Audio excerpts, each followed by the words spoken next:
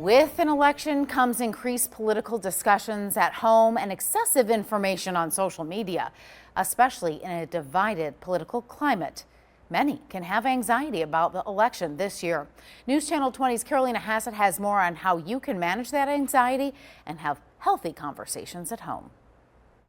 On our phones to seeing signs lined up as we're walking down the street, that can increase our chances of election fatigue. I spoke to an expert on how to manage that anxiety.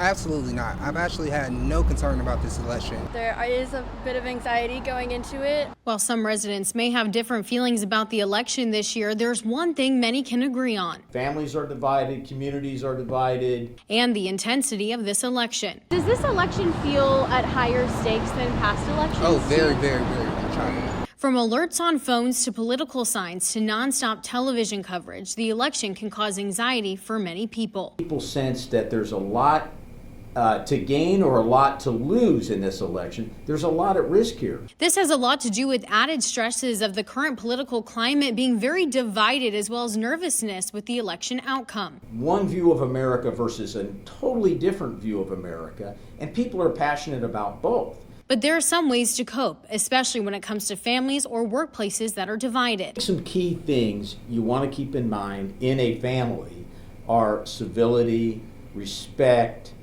appreciating the other's point of view. Something that can also be reflected in the workplace. The way I try to approach it is you can have your opinion, I'll have mine, and then when we vote, you vote for who you want to vote for, and that's all that you can kind of do. Bill Mordock, a clinical psychologist, feels social media, especially during an election, can suck people in and that it's important to unplug. You can stay addicted to that and see it all day long to where you buy in and that's all you're thinking about. Go do something else. Because at the end of the day, many are going out to vote for one thing. Improvement, just better. Now, Mordock added that if you live in a house that is divided, it's important to educate your children on how the voting system works and let them develop their own individual opinions. In Springfield, I'm Carolina Hassett. Back to you. Thanks, Carolina. Mordock says while voter intimidation is limited in Springfield, many can have fears about things that can occur after an election is over.